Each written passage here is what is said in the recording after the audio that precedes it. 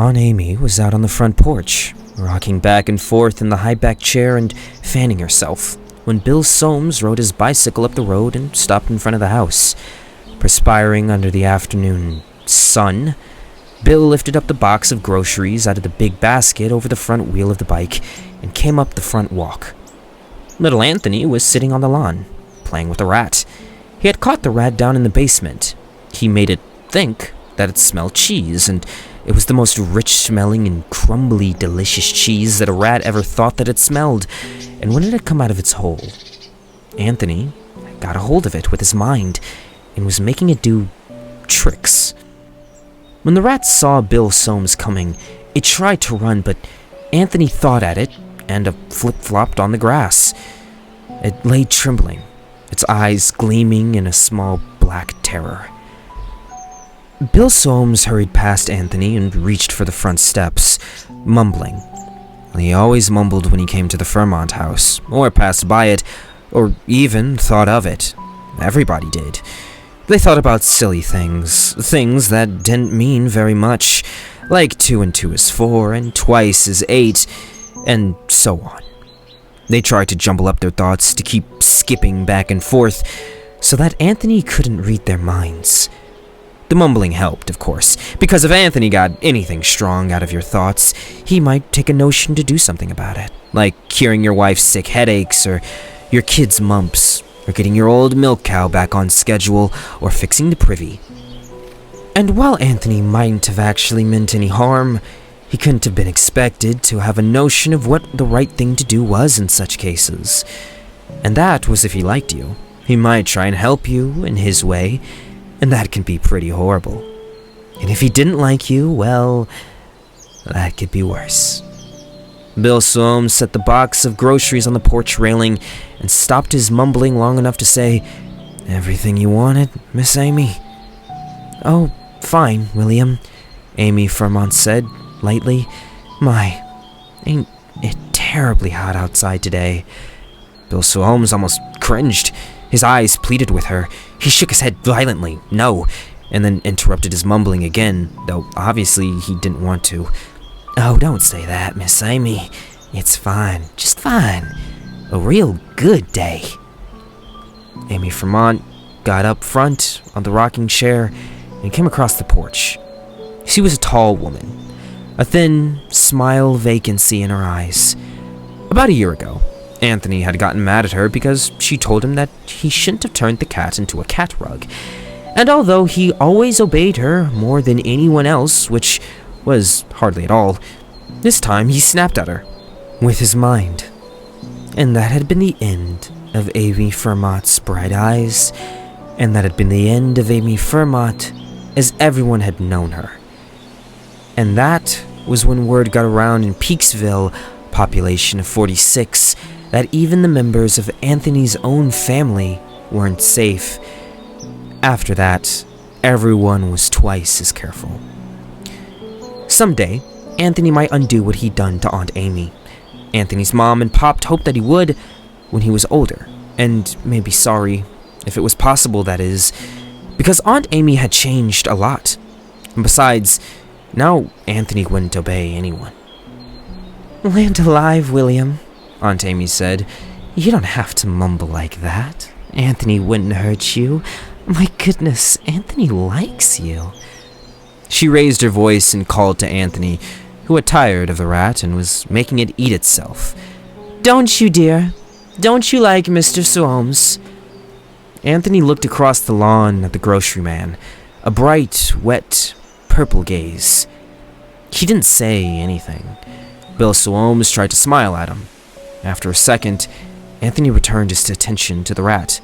It had already devoured its tail, or at least it chewed it off, for Anthony had made it bite faster than it could swallow, and little pink and red furry pieces lay around it on the green grass.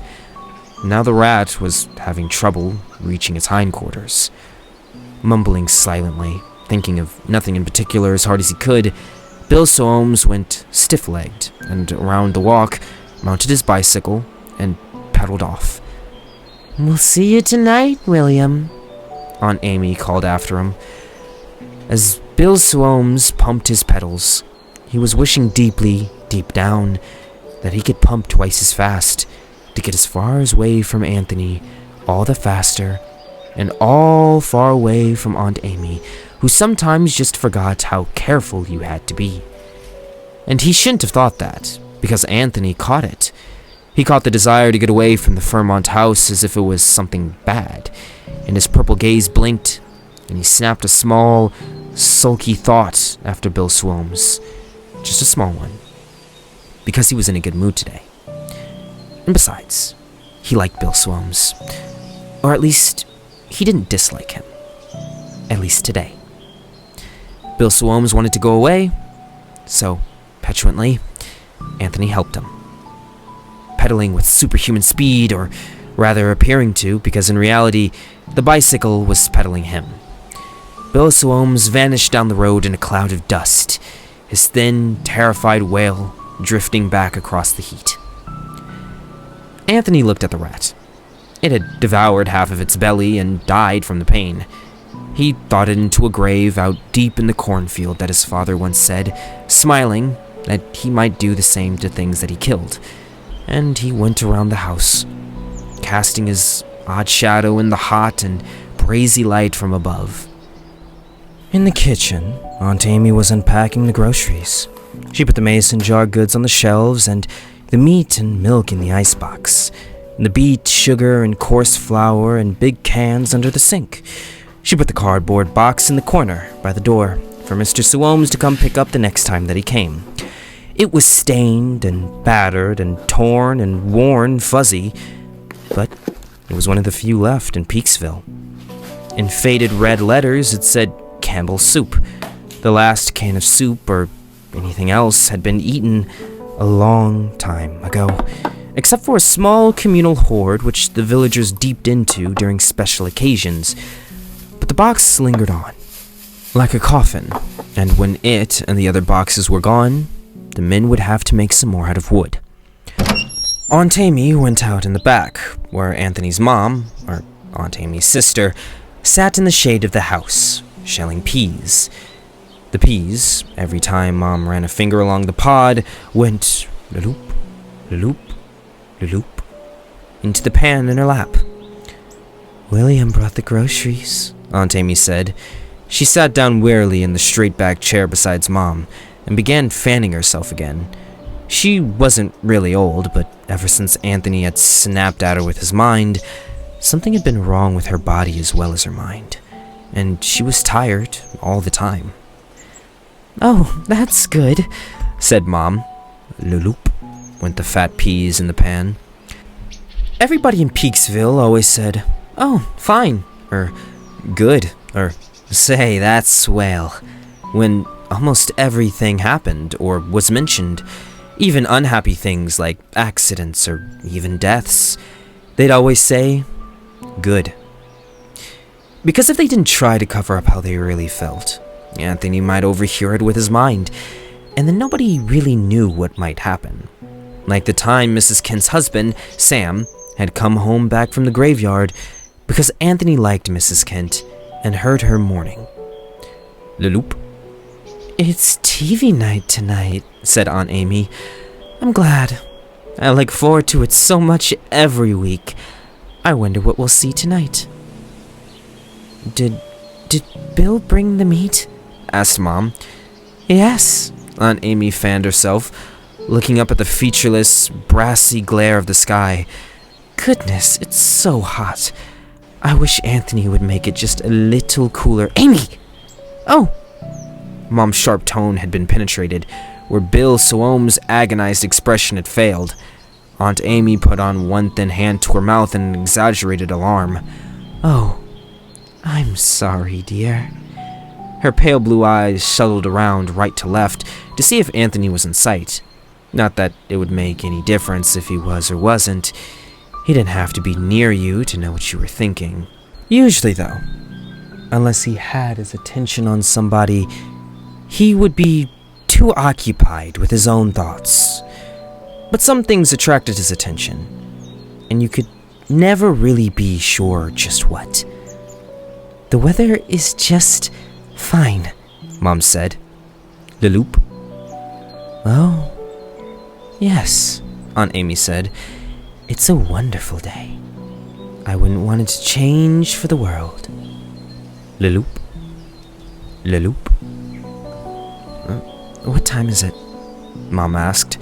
Aunt Amy was sitting where she could see through the kitchen window to the alarm clock on the shelf above the stove. 4:30, she said. Laloop? I want tonight to be something special, Mom said. Did Bill bring a good lean roast? Good and lean, dear. They butchered him just today, and sent us over the best piece. Dan Hollis will be so surprised when he finds out that tonight's television party is also a birthday party for him, too. Oh, I think he will. And you're sure nobody's told him? Everybody swore that they wouldn't. That'll be real nice, Aunt Amy nodded, looking off across the cornfield. A birthday party. Well, Mom put the pan of peas down beside her, and she stood up to brush off her apron. I'd better go get the roast on. Then we can set up the table. She picked up the peas. Anthony came around the corner of the house. He didn't look at them, but he continued on down through the carefully kept garden. All the gardens in Peaksville were carefully kept, very carefully kept, and went past the rusting, useless hulk that had been the Vermont family car, and went smoothly over the fence and out into the cornfield. Isn't it a lovely day? Said Mom, a little loudly, as they went out towards the back door. Aunt Amy fanned herself. A beautiful day, dear. Just fine. Out in the cornfield, Anthony walked between the tall, rustling rows of green stalks. He liked to smell the corn, the alive corn overhead and the old dead corn underfoot. Rich Ohio earth, thick with weeds and brown, dry, rotting ears of corn pressed between his bare toes with every step. He had made it rain last night, so everything would smell and feel nice today. He walked clear to the edge of the cornfield and over to where the grove of shadowy green trees covered cool, moist, dark ground, and lots of leafy undergrowth and jumbled moss-covered rocks, and a small spring that made a clear, clean pool. Here, Anthony liked to rest and watch the birds and insects and small animals that rustled and scampered and chirped about.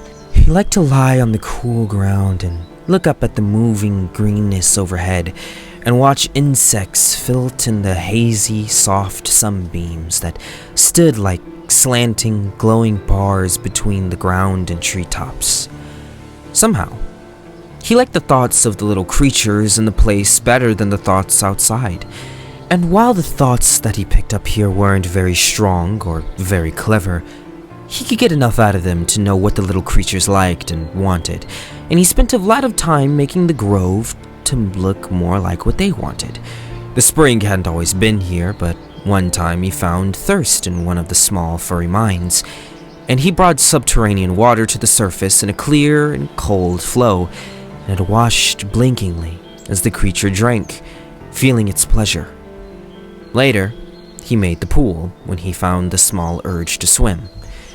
He had made rocks and trees and bushes and caves, and sunlight here and shadows there, because he had felt it all in the tiny minds around him, the desire or the instinctive want for this kind of resting place, and that kind of mating place, and this kind of place to play, and that kind of home.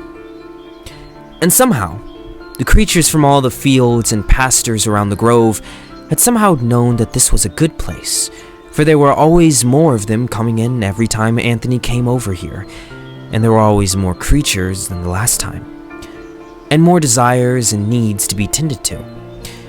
Every time there was more of some kind of creature he had never seen before, he would find its mind and see what it wanted, and then gave it to it. He liked to help them. He liked to feel their simple gratification. Today, he rested beneath a thick elm and lifted his purple gaze to a red and black bird that had just come to the grove. It twittered on a branch over his head and hopped back and forth and thought its tiny thoughts. And Anthony made a big, soft nest for it, and pretty soon, it hopped in. A long, brown, sleek-furred animal was drinking at the pool. Anthony found its mind next. The animal was thinking about a smaller creature that was scurrying along the ground on the other side of the pool, rubbing for insects. The little creature didn't know that it was in danger, and the long, brown animal finished drinking and tensed its legs ready to leap. And Anthony thought it into a grave in the cornfield. He didn't like those kinds of thoughts. They reminded him of the thoughts outside the grove. A long time ago, some of the people outside had thought that way about him. And one night, they'd hidden and waited for him to come back from the grove, and he'd thought them all into the cornfield. Since then, the rest of the people hadn't thought that way, at least very clearly.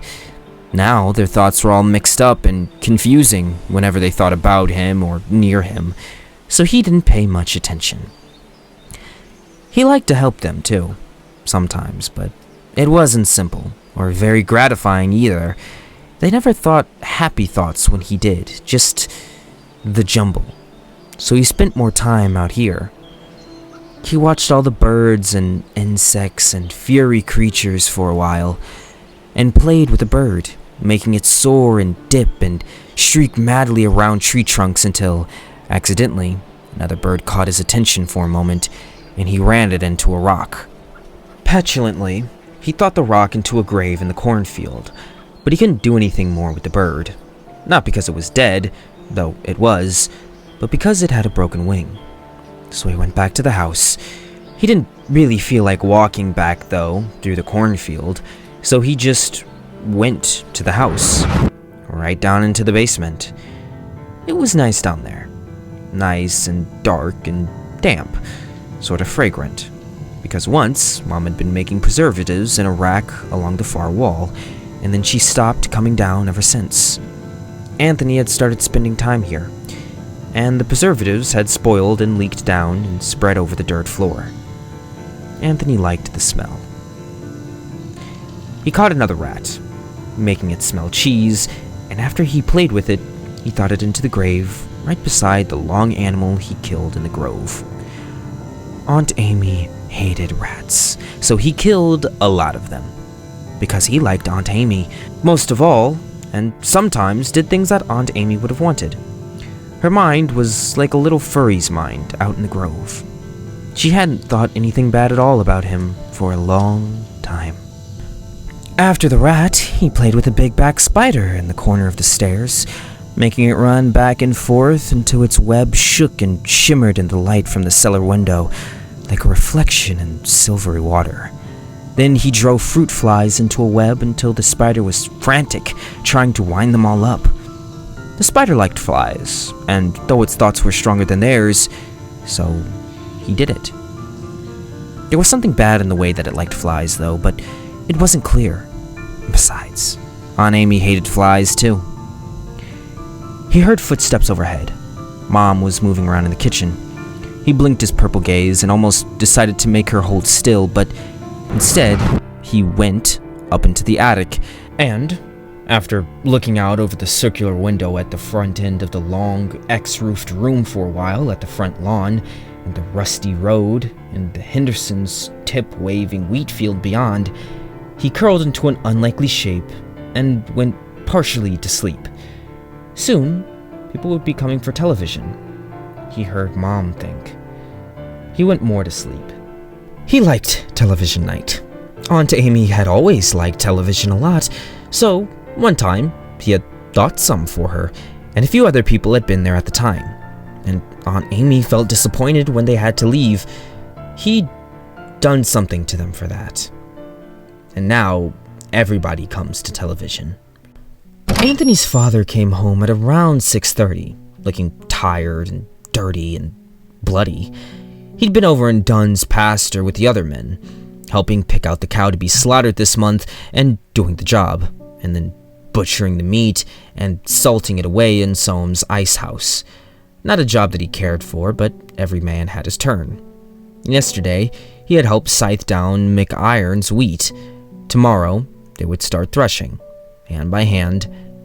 Everything in Peaksville had to be done by hand. He kissed his wife on the cheek and sat down at the kitchen table. He smiled and said, "Where's Anthony?" Around someplace," Mom said. Aunt Amy was over by the burning wood stove, stirring the pot of peas. Mom went back to the oven and opened it and blasted the roast.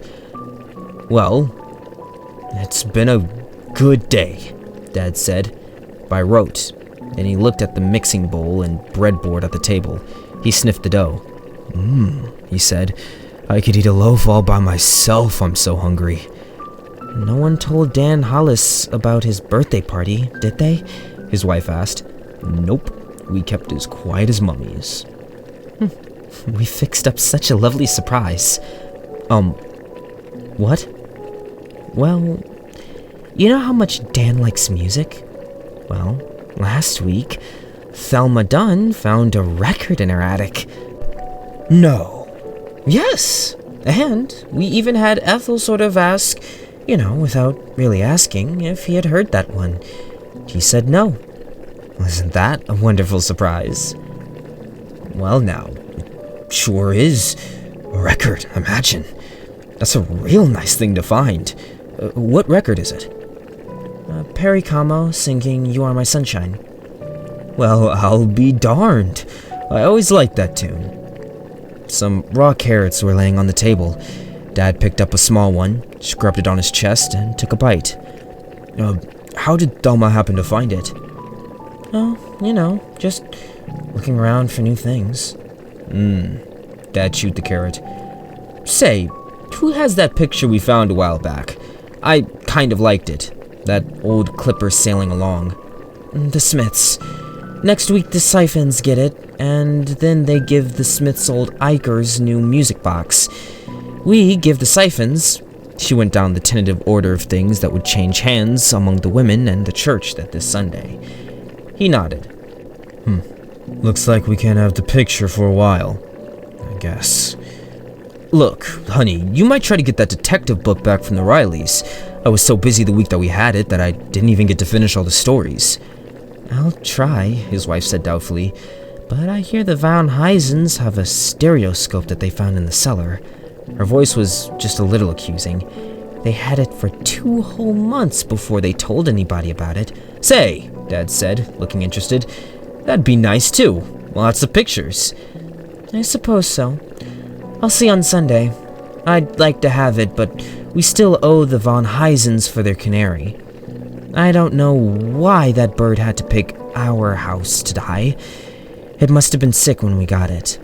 Now there's just no satisfying Betty Von Heisen. She even hinted that she'd like our piano for a while." "Well, honey, you try for the stereoscope, or just anything that you think we'll like." At last, he swallowed the carrot. It had been a little young and tough. Anthony's whims about the weather made it so that people never really knew what crops would come up, or what shape they'd be in if they did. All they could do was plant a lot, and always enough for if something that did come up a season to live on. Just once they had been given a grain surplus. Tons of it had been hauled into the edge of Peaksville and dumped off into the nothingness. Otherwise, nobody could have breathed when it started to spoil. Dad went on, "it's nice to have new things around. It's nice to think that there's probably still lots of stuff that nobody's found yet, in cellars and attics and barns down behind things. They help, somehow. As much as anything can help." "Shh!" Mom glanced nervously around. "Oh," Dad said, smiling hastily. It's all right. The new things are good. It's nice to be able to have something around that you've never seen before, and know that something that you've given somebody else is making them happy. That's a real good thing." "A good thing," his wife echoed. "Pretty soon," Aunt Amy said from the stove, "there won't be any more new things. We'll have found everything that there is to find." goodness, that'll be too bad. Amy! Well, her pale eyes were shallow and fixed, a sign of her recurrent vagueness. It'll be kind of a shame. No new things. Don't talk like that, Mom said, trembling. Amy, be quiet. It's good, Dad said, in the loud, familiar, wanting to be overheard tone of voice. Such talk is good. It's okay, honey, don't you see? It's good for Amy to talk any way that she wants. It's good for her to feel bad. Everything's good. Everything has to be good. Anthony's mother was pale, and so was Aunt Amy. The peril of the moment had suddenly penetrated the clouds surrounding her mind. Sometimes it was difficult to handle words, so they might not prove so disastrous. You never knew. There were so many things that it was not wise to say or even think, but remonstration for saying or thinking them might be just as bad. If Anthony heard and decided to do anything about it, you could just never tell what Anthony was liable to do. Everything had to be good. Had to be fine just as it was, even if it wasn't. Always. Because any changes might be worse. So much terribly worse. Oh my goodness, yes. Of course it's good, Mom said. You talk any way that you want to, Amy. It's just fine. Of course. You want to remember that some ways are better than others. Aunt Amy stirred the peas, a fright in her pale eyes. Oh, yes, she said. But I don't feel like talking right now.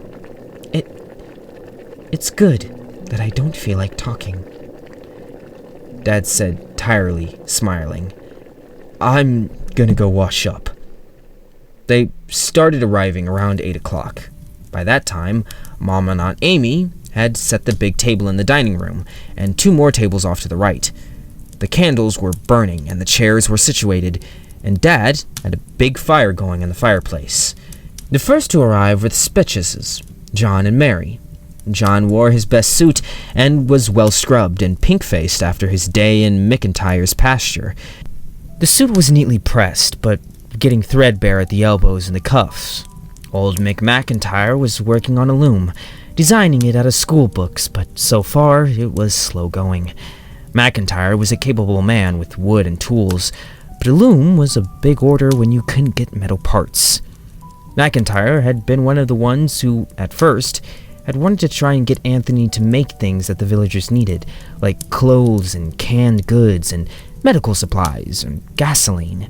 Since then, he felt that what had happened with the whole Terrence family and Joe Kinney was all his fault, and he worked hard trying to make up for it for the rest of them. And since then, no one had tried to get Anthony to do anything. Mary Spitchich was small, cheerful, and was in a simple dress. She immediately set about helping Mom and Aunt Amy putting the finishing touches on the dinner. The next arrivals were the Smiths and the Dunns, who lived right next to each other down the road, only a few yards from the nothingness. They drove up in the Smiths' wagon, drawn by their old horse. Then there were the Rilliers that showed up from across the darkened wheat field, and the evening really began after that. Pat Riley sat down in the big upright in the front of the room and began to play from the popular sheet music on the rack. He played softly and as expressively as he could, and nobody sang. Anthony liked piano playing a whole lot, but not singing. Often he would come up from the basement or down from the attic, or just come and sit on top of the piano, nodding his head as Pat played Lever by the Boulevard of Broken Dreams or Night and Day. He seemed to prefer ballads, sweet-sounding songs, but the one time that somebody had started to sing, Anthony looked over from the top of the piano and done something that made everyone afraid of singing from then on. Later, they decided that the piano was what Anthony had heard first, before anybody else ever had tried to sing. And now, anything else added to it didn't sound right and distracted him from his pleasure. So, every television night, Pat would play the piano, and that was the beginning of the evening. Wherever Anthony was, the music would make him happy and put him in a good mood, and he would know that they were gathering for television and waiting for him.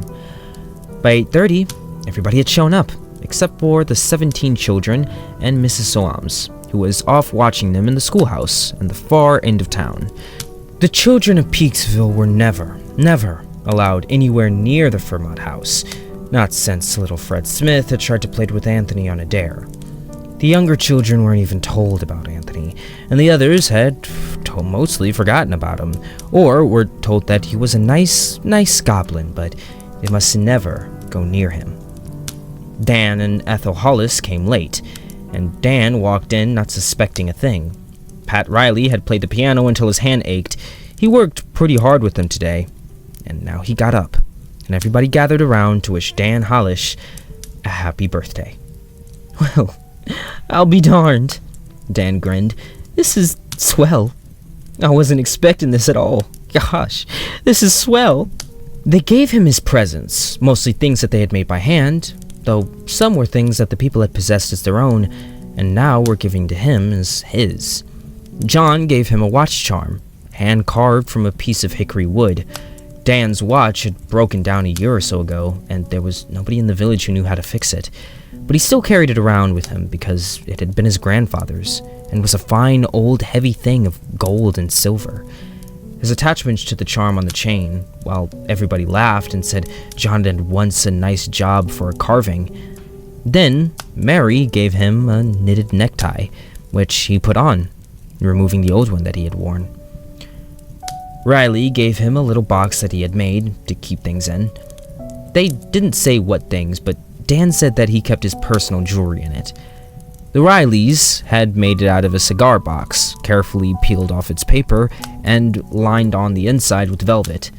The outside had been polished and carefully, if not expertly, carved by Pat. But his carving got complimented too. Don Hollis received many other gifts: a pipe, a pair of shoelaces, a tie pin, a knitted pair of socks, and some fudge. A pair of garters that were made from old suspenders, too. He unwrapped each gift with a vast pleasure, and wore as many of them as he could right there, even the garters. He lit up the pipe and said that he had never had a better smoke, which wasn't quite true, because the pipe wasn't broken in yet. Pete Manners had it lying around ever since he'd received it as a gift years ago from an out-of-town relative who hadn't known that he'd stopped smoking. Dan put the tobacco in the bowl very carefully. Tobacco was precious.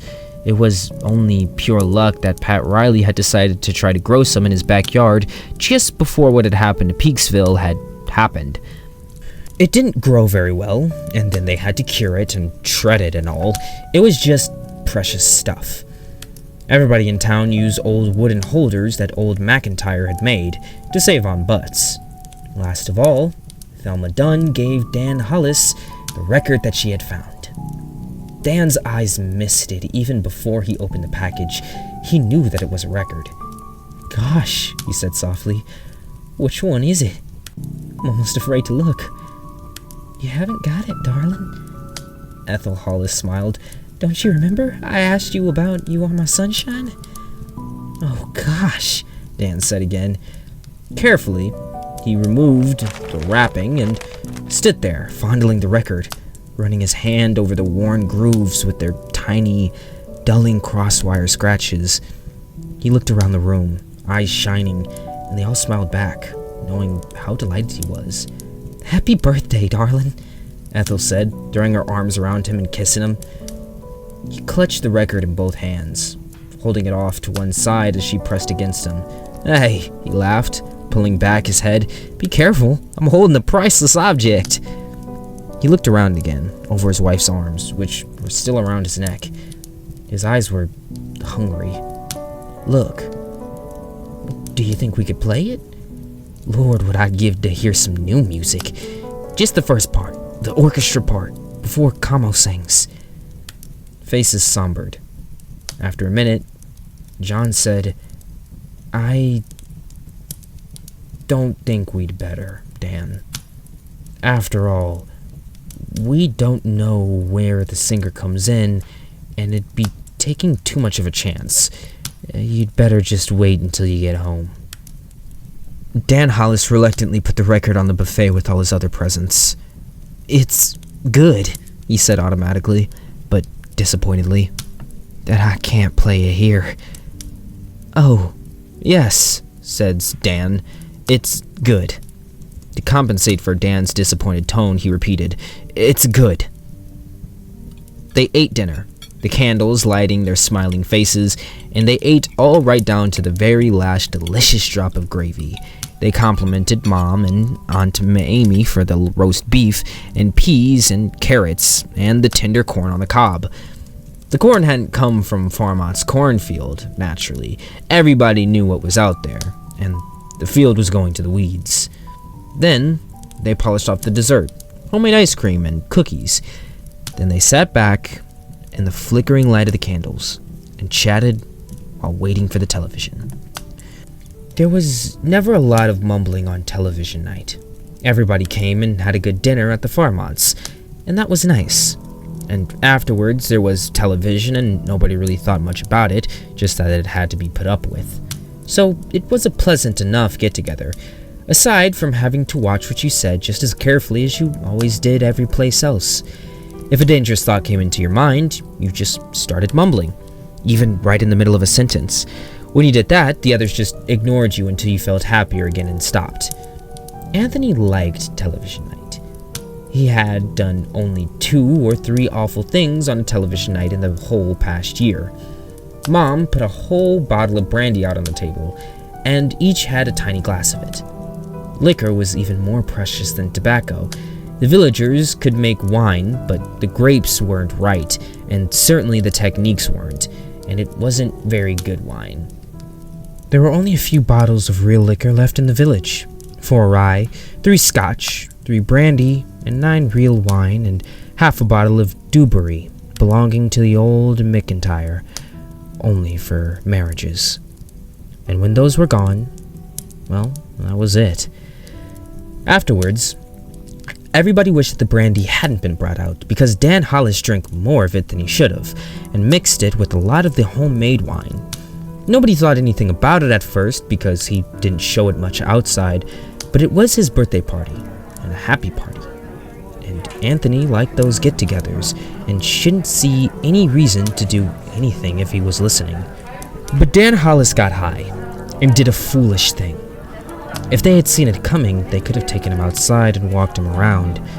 The first thing that they knew, Dan stopped laughing right in the middle of a story about how Thelma Dunna had found the Perry Como record and dropped it, and it hadn't broken because she'd moved faster than she'd ever moved in her entire life and caught it. He was fondling the record again, and looking longingly at the Fairmont's gramophone over in the corner. And suddenly, he stopped laughing, and his face got slack. And then, it got ugly, and he said, "Oh, Christ!" Immediately, the room was silent, so still that they could hear the whirring movement of the grandfather's clock down the hall. Pat Riley had been playing the piano, softly. He stopped, his hands poised over the yellowed keys. "Keep playing, Pat," Anthony's father said softly. Pat started again. He played night and day, but his eyes were sideways on Dan Hollis, and he missed notes. Dan stood there in the middle of the room, holding the record. In one hand, he held a glass of brandy so hard that his hand shook. They were all looking at him. "Christ," he said again, and he made it sound like a dirty word. Reverend Younger, who had been talking with Mom and Aunt Amy in the dining room, said Christ too, but he was using it in a prayer. His hands were clasped and his eyes were closed. John moved forward. "Now, Dan, it's good for you to talk that way, but you don't want to talk too much, you know?" Dan shook the hand off of him. "Can't even play my record," he said loudly. He looked down at the record, and then around at their faces. "Oh my God!" He threw the glass of brandy against the wall. It splattered and ran down the wallpaper in streaks. Some of the women gasped. "Dan!" John said in a whisper. "Dan, cut it out!" Pat Pat Riley was playing Night and Day louder to cover up the sounds of the talk. It wouldn't do any good, though, if Anthony was listening. Dan Hollis went over to the piano and stood by Pat's shoulder, swaying a little. "Pat," he said, "don't play that. Play this." He began to sing, softly, hoarsely, and miserably. "Happy birthday to me. Happy birthday to me." "Dan!" Ethel Hollis screamed. She tried to run across the room to him, but Mary grabbed her arm and held her back. "Dan!" Ethel screamed again. "Stop!" "My God, be quiet!" hissed Mary, and she pushed her towards some of the men, who put their hands over her mouth and held her still. "Happy birthday, dear Danny," Dan sang. "Happy birthday to me." He looked down at Pat. "Play it, Pat, play it, so I can sing right. You know I can't carry a tune unless somebody plays it." Pat Riley put his hand down on the keys and began Lover in a slow waltz tempo, the way that Anthony liked it. Pat's face was white. His hands fumbled. Dan Hollis stared over at the dining room, at Anthony's mother and Anthony's father, who had gone to join her. "You had him," he said, tears gleaming on his cheeks in the candlelight that caught them. "You had to go and have him."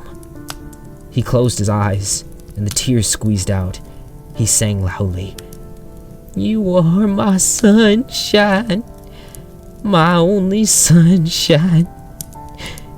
You make me happy when I am blue." Anthony came into the room. Pat stopped playing. He froze. Everybody froze.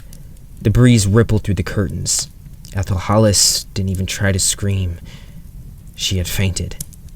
"Please, don't take my sunshine away." Dan's voice faltered into silence. His eyes widened. He put both of his hands out in front of him, the empty glass in one and the record in other. He hiccuped and said, "Now, bad man," Anthony said, and thought Dan Hollis into something like nothing anyone would have possibly believed. And then he thought the thing into a grave deep, deep in the cornfield. The glass and record thump on the rug. Neither broke. Anthony's purple gaze went around the room. Some of the people began mumbling. They all tried to smile. The sound of mumbling filled the room like a far-off approval. Out of murmuring came one or two clear voices. "Oh, it's a very good thing," said John. "Yeah, a good thing," said Anthony's father, smiling.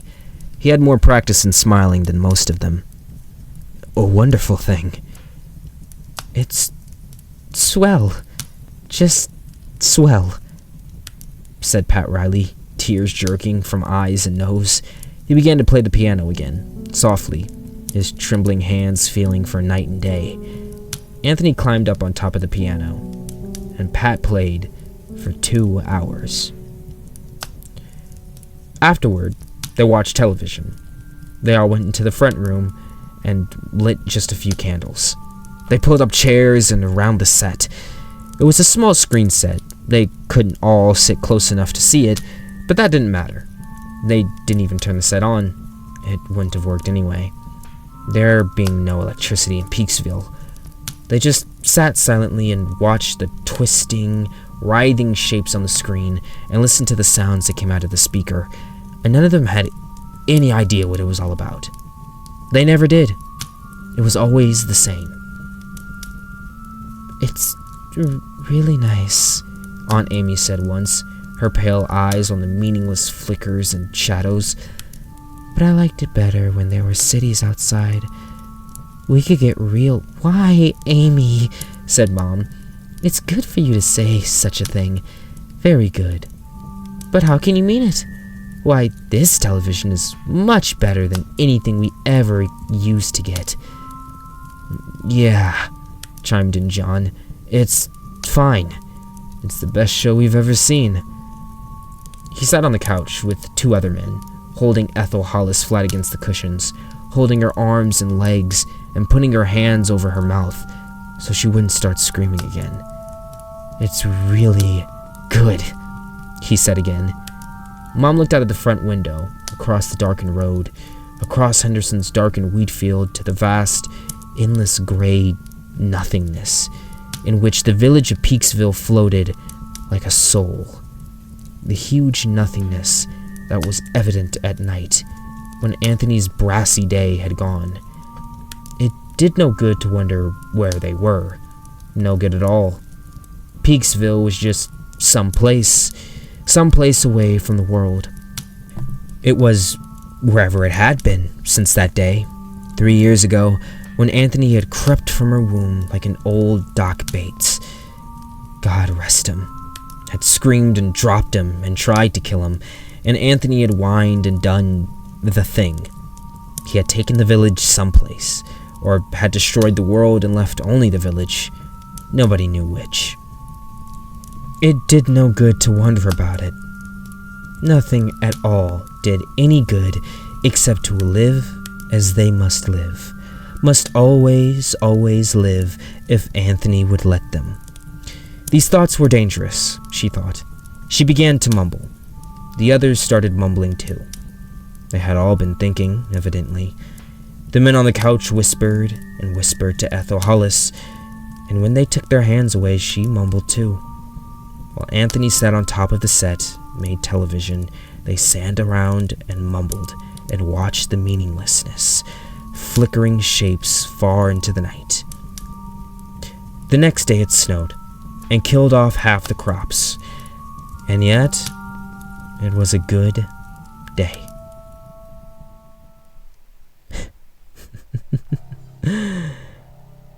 Hello, my brood. It is I. I believe that this marks the end of our little romp together, no?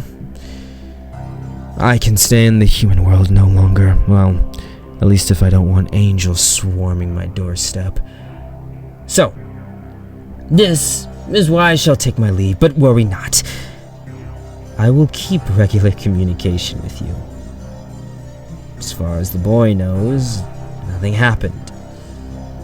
So, I hope you all enjoyed Feastober. I know I did.